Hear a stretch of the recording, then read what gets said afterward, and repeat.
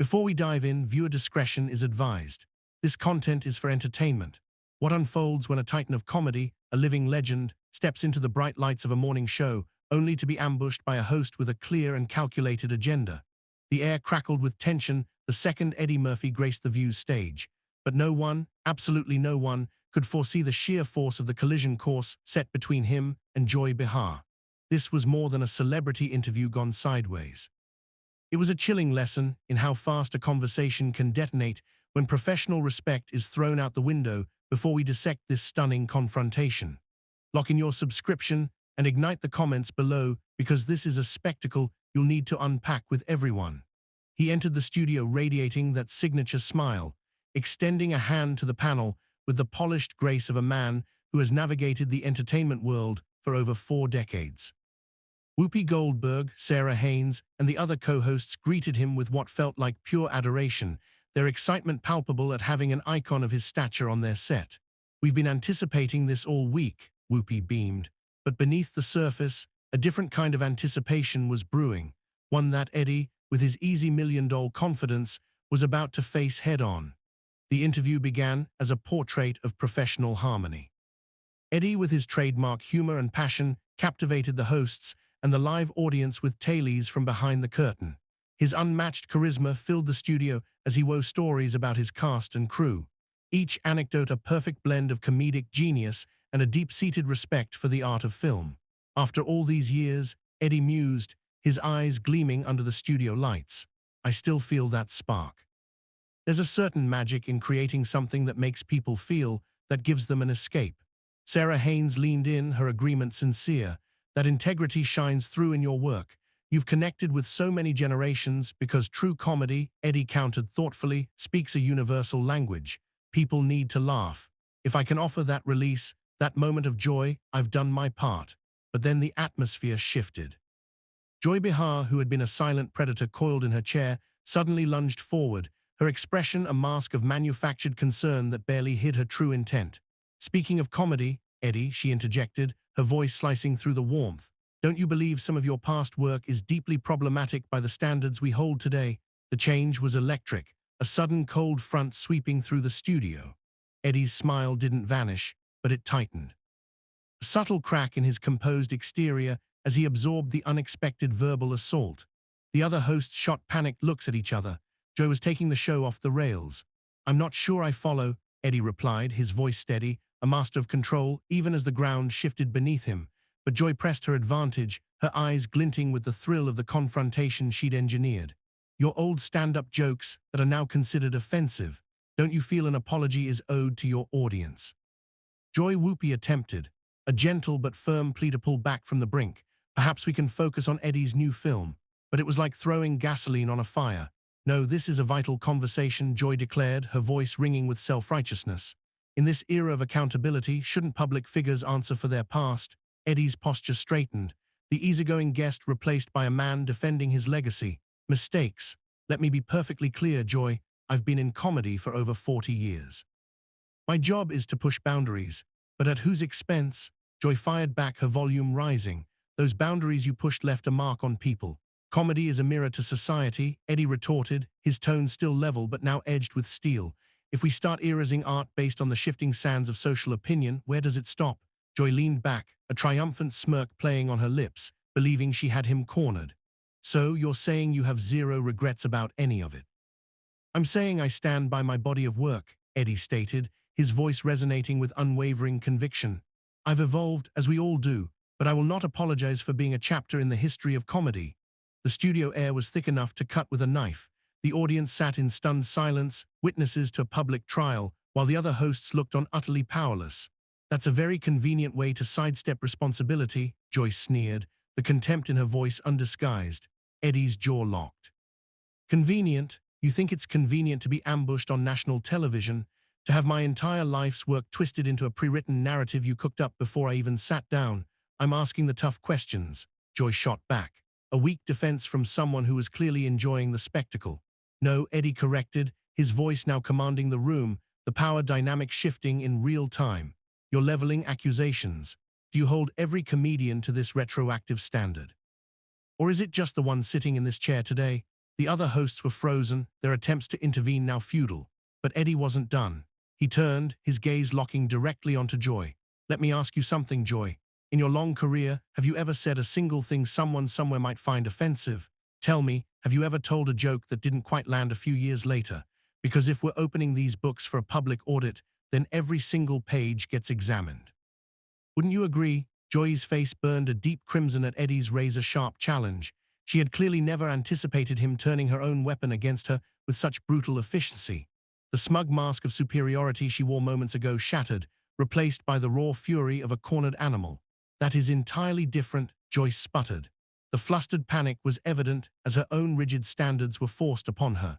"My work has never been the kind of material you've produced." "Is that a fact?" Eddie shot back, one eyebrow arching with a theatrical skepticism that told everyone he wasn't buying her paper-thin defense for a single second. "So you're saying you've never, not once, cracked a joke about someone's looks, where they come from, or what they believe? You've never uttered a single word that could have possibly bruised an ego or made someone feel out of place?" Whoopi lunged back into the fray, sensing the conversation was now a runaway train about to fly off the rails. "Perhaps we should all just take a breath and remember we're supposed to be on the same side here." But Eddie was just igniting his engines. Joy's hypocritical crusade, demanding a standard from him she refused for herself, had clearly detonated something deep inside. "No, Whoopi.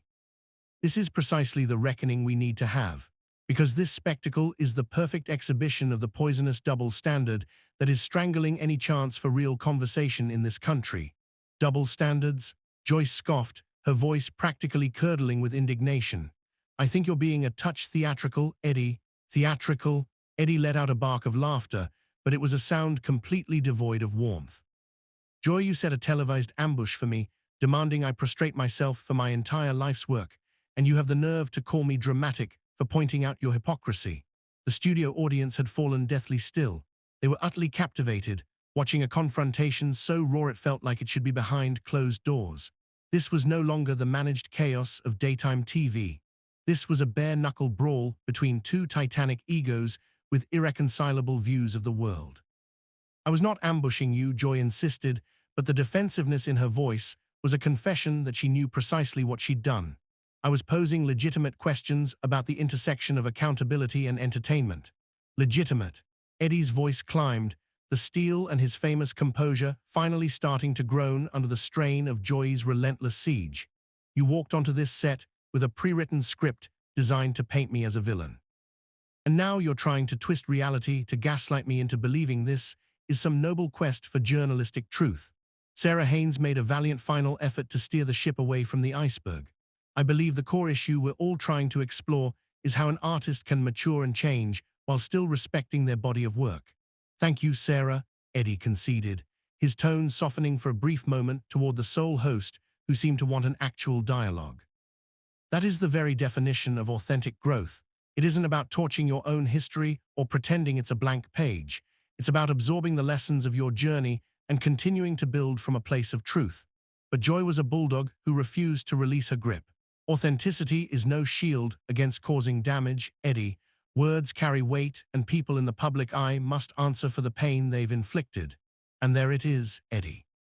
His voice a cocktail of pure frustration and profound disappointment.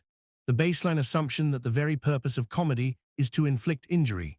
Do you even have a fundamental grasp of what comedy is, Joy, of its vital function within a society? I understand that comedy can be a weapon to isolate people and perpetuate damaging stereotypes," Joy retorted, her confidence surging as she retreated to the fortified ground of her social justice script. "It can also be a scalpel to dissect the powerful, a bullhorn to speak truth to institutions, and a lifeline that helps people find laughter in the darkest of times," Eddie countered. "But I suppose that version doesn't quite fit the neat little box you've built for me, does it?" The other hosts exchanged frantic, desperate glances, searching for an escape hatch from the spiraling vortex of hostility. Whoopi, who had been a silent observer to the escalating warfare, finally deployed her final option, a direct command. "All right, listen. Both of you," she stated, her voice resonating with the firm, moderating authority that had become her trademark. "We are all professionals here. We should be able to disagree without trying to dismantle one another."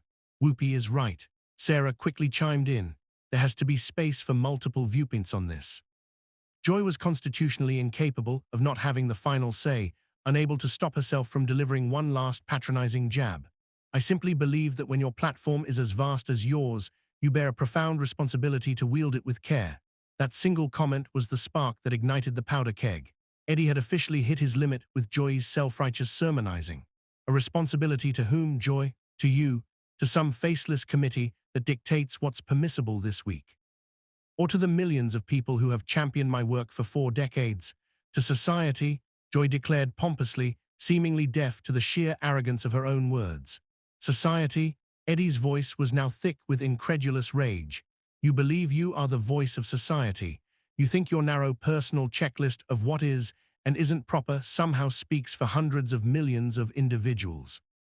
I believe I speak for anyone who values basic human decency, Joy proclaimed, doubling down on her crumbling moral high ground. Basic human decency, Eddie echoed, his volume swelling with every syllable. Is it basic human decency to set a trap for a guest on national television? Is it basic human decency to caricature a person's entire life's work, stripped of all context and nuance? Is it basic human decency to demand a modern apology for art forged in a completely different cultural universe decades ago? Joy's face was now a furious shade of scarlet, her voice trembling with rage as the full scale of her miscalculation crashed down upon her.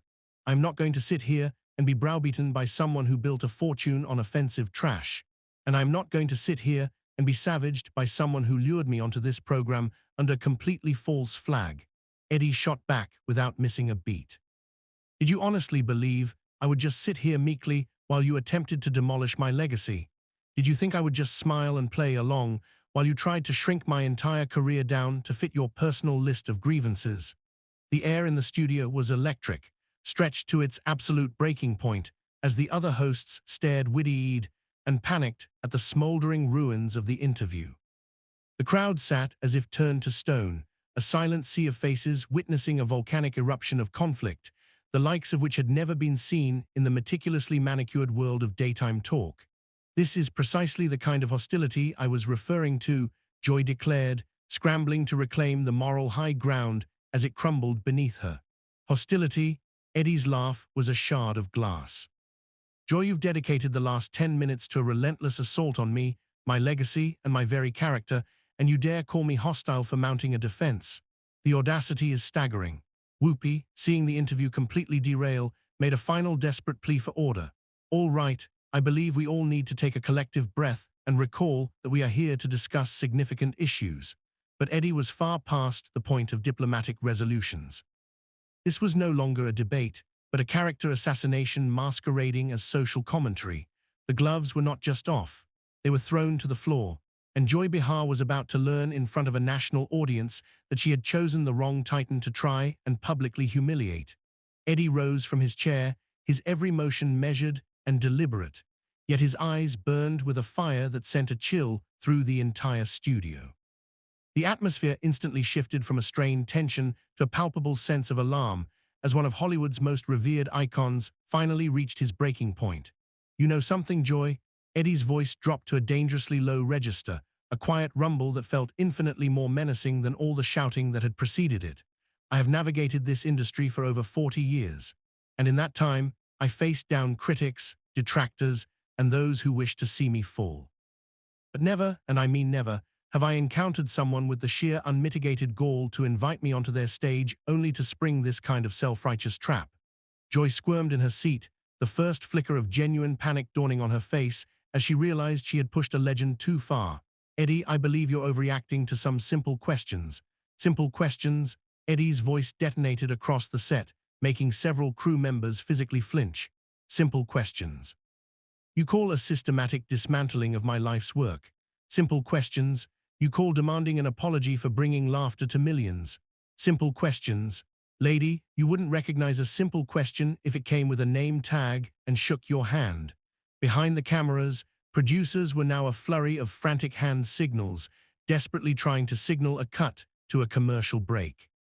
But the confrontation was moving with the speed and intensity of a runaway train too powerful for anyone to stop.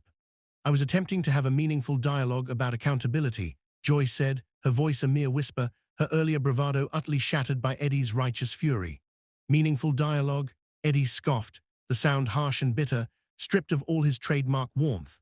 Joy, you wouldn't know a meaningful dialogue if it was projected onto a screen with step-by-step instructions. What you were trying to do was score cheap hollow points by ambushing a guest you assumed would just roll over and absorb the blows. Whoopi was now on her feet as well, her expression showing she understood this had escalated beyond the realm of a typical talk show spat. Eddie, perhaps we should all just try to calm down for a moment. No, Whoopi, Eddie shot back, turning to her, but keeping his focus locked, his energy a furious, controlled burn. I am done calming down. I am tired of being told to calm down. I am tired of pretending that this kind of ambush journalism is acceptable. I am tired of watching people like Joy hijack every conversation to lecture, to shame, and to signal their own virtue instead of engaging with a single real idea. He pivoted back to Joy, who now looked genuinely terrified by the sheer force of his conviction. You want to talk about causing harm, Joy? Let's discuss the harm you've just inflicted with this little theatrical performance of yours. You have taken what should have been a celebration of creativity and art and twisted it into a venomous interrogation. You have shown millions of people that honest conversation is impossible when one party enters with a premeditated agenda to annihilate the other. I never intended to annihilate you, Joy protested, her words hollow and devoid of any belief. Really? Eddie's voice was drenched in acid sarcasm. Then enlighten me. What would you call this spectacle? What do you call spending 15 minutes assassinating my character, my body of work, and my integrity? What do you call demanding I repent for comedy that brought joy to the world? If that isn't an attempted takedown, then I would be fascinated to hear your definition of a friendly chat. Sarah Haynes made one final valiant attempt to pull something from the smoldering wreckage of the interview. I think there may have been a breakdown in communication here. There was no breakdown, Sarah, Eddie corrected, his tone softening for a moment to acknowledge her before snapping back to razor sharp as his gaze fell on Joy. This was a deliberate, calculated strike. Joy knew exactly what she was doing when she wrote those questions. She knew precisely the kind of fire she was trying to start. Her only miscalculation was in believing that I would just sit here and let myself be burned. Joy made one last catastrophic attempt to seize back the narrative she had so spectacularly lost. I think you're being paranoid, Eddie. Not everything is a plot against you. That single comment was the spark that ignited the gunpowder. Eddie's eyes widened, a wave of incandescent fury washing over him that seemed to shock even himself. Paranoid, he roared, his voice now a physical force that consumed the entire studio. Paranoid, Joy, you have just spent 20 minutes trying to systematically tear down everything I have built over a lifetime, and you have the nerve to call me paranoid for noticing. Did you really think gaslighting me on national television was going to work? That I would doubt my own reality just because you commanded it? The studio audience was now dead silent, every single person transfixed by the raw, unfiltered emotion pouring from an icon they had loved for decades. This wasn't a celebrity tantrum. This was a master of his craft, a cultural giant, defending his entire legacy against a cynical attack from someone who had fatally underestimated both his intellect and his spine. This right here is the entire problem with people like you, Joy, Eddie continued, his voice now imbued with the gravitas of decades spent battling an industry that had tried to break him time and time again. You believe you can say anything, attack anyone, and then when they dare to respond with the anger you've earned, you simply write them off as overreacting or paranoid or dramatic. Well, I have some news for you. That tired old playbook has no power over me. Joy sat frozen in a state of stunned paralysis, utterly defeated, with no answer for the verbal tempest she had unleashed. Do you know what the real tragedy is here, Joy? Eddie asked, his voice finally low.